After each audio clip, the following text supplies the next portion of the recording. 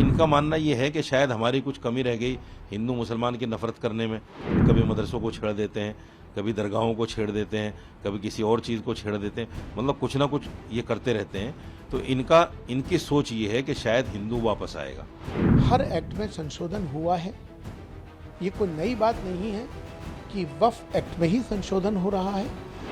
नहीं, मेरी गवर्नमेंट से यही अपील है कि इसमें बेसिकली किसी अमेंडमेंट की ज़रूरत नहीं है, और अगर किसी अमेंडमेंट की ज़रूरत गवर्नमेंट को महसूस हो रही है तो कम से कम जो स्टेक होल्डर्स हैं उनकी राय ज़रूर इनकॉर्पोरेट की जाए, उनकी राय ली जाए।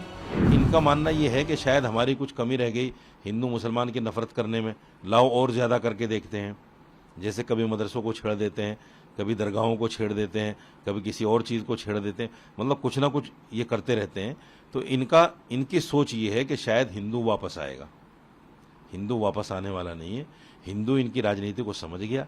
जिस तरह से राम मंदिर को लेकर इन्होंने ड्रामा किया है और उसका राजनीतिकरण किया है, उस धार्मिक स्थान का जिस तरह इन्होंने राजनीतिकरण किया है और जिस तरह से उनको भुनाने का काम किया है, वो हिंदू भाई समझ गया है कि इनकी आस्था नहीं है, ये सिर्फ कुर्सी बचाने के लिए सब कुछ कर रहे हैं। इसलिए हिंदू अब इनके जाल में फंसने वाला नहीं है। एक पॉइंट और है इसमें,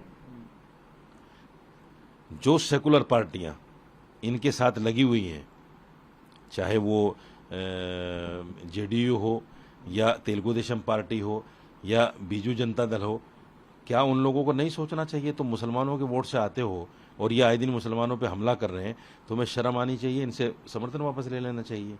या तो इनको बोलना चाहिए कि अगर ऐसी बातें करोगे तो हम समर्थन वापस ले लेंगे। कम से कम दबाव तो बनाएं। वो बिल्कुल सामने देखकर तमाशा देख रहे हैं। इसलिए मुसलमानों को ये भी सोचना पड़ेगा, उन सेक्युलर पार्टियों के लिए भी। देखिए, पहली बात तो ये है कि मैं ये समझता हूँ कि जो वक्फ के अंदर जो अमेंडमेंट हो रहा है, कल कैबिनेट की बैठक हुई है और अब कल संसद में इस पर प्रस्ताव आना है। अमेंडमेंट एक प्रक्रिया है जो समय समय पर होती रहती है। हर एक्ट में संशोधन हुआ है, ये कोई नई बात नहीं है कि वक्फ एक्ट में ही संशोधन हो रहा है। वक्फ एक्ट में भी बार बार संशोधन हुए हैं और ये एक प्रक्रिया है, समय के साथ, समय के अनुसार वो की जाती है। हाँ, इतना ज़रूर है कि वक्फ की जो मर्यादा है, जो लोग वक्फ करते हैं, दान करते हैं, चूँकि वक्फ माने जो दान किया हुआ है ईश्वर के नाम, जिसने जिस भाव से उसको दान किया है, उस ज़मीन को या किसी भी चीज़ को जो वक्फ हो जाती है, उसका भी ख्याल हमें रखना चाहिए कि उसकी वक्फ की जो मर्यादा है उसमें किसी तरह से भी उसको कोई नुकसान ना पहुँचे, इसका भी ख्याल रखना ज़रूरी है। देखिए, वक्फ प्रॉपर्टी जो भी मुसलमान वक्फ करता है या वक्फ ऑलरेडी की है, उसका बुनियादी मकसद ये होता है कि वो किसी न किसी चैरिटेबल पर्पस के लिए या जिस भी पर्पस के लिए वक्फ की गई है उसको उसी पर्पस के लिए इस्तेमाल किया जाए, जिसको कि वाक़िफ़ की मंशा कहते हैं।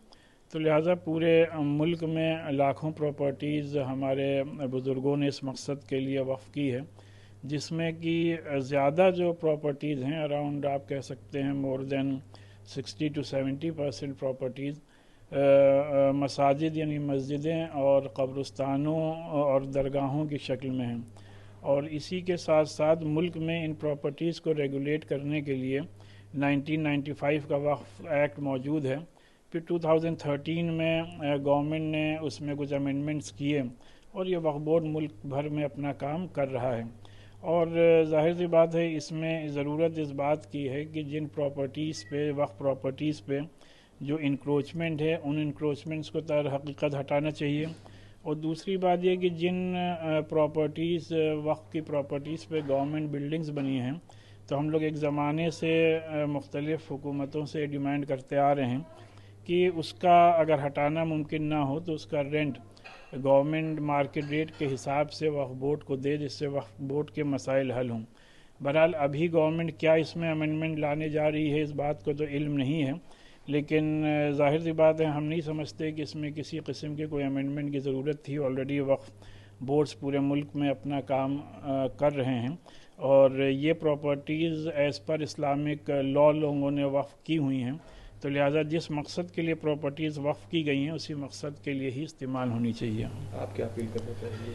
नहीं, मेरी गवर्नमेंट से यही अपील है कि इसमें बेसिकली किसी अमेंडमेंट की ज़रूरत नहीं है, और अगर किसी अमेंडमेंट की ज़रूरत गवर्नमेंट को महसूस हो रही है तो कम से कम जो स्टेक होल्डर्स हैं उनकी राय ज़रूर इनकॉर्पोरेट की जाए, उनकी राय ली जाए और इस सिलसिले में उसी के बाद कोई कदम उठाया जाए जिससे कि किसी को कोई ज़हमत, तकलीफ़ और शिकायत ना हो।